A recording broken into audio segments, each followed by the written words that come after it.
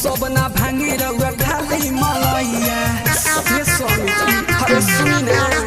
सोनिया हो सोनिया बथे कलैया ई सब ना भांगे रउआ खाली मलैया पर्वत पर बैठी जाने का क देनी पर्वत पर बैठी जाने का क देनी हाज भोला जी भांग के नासा क देनी भांग पिसवा के दशा करनी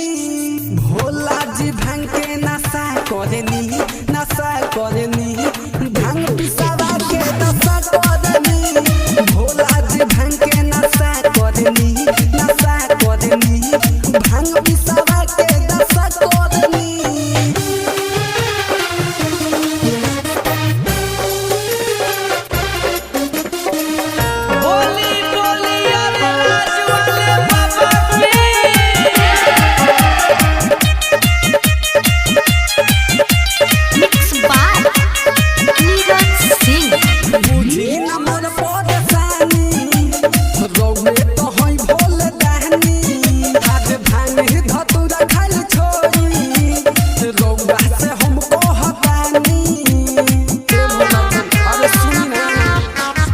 दशा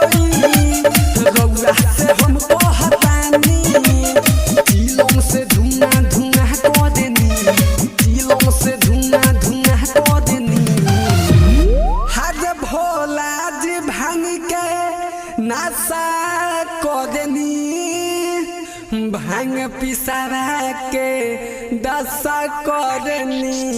भोला जी भांग के नशा करनी भांग पिसवा के दशा करनी भोला जी भांग के नशा करनी भांग पिसवा के दशा करनी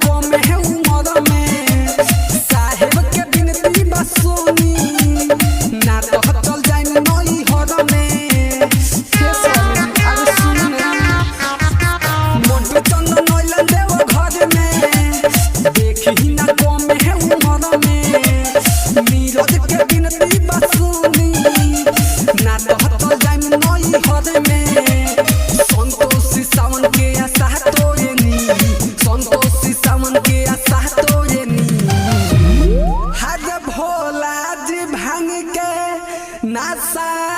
करनी भांग पिसवा के दशा करनी भोला जी भांग के नशा करनी भांग पिसवा के दशा करनी भोला जी भांग के नशा करनी भांग पिसवा के दशा करनी।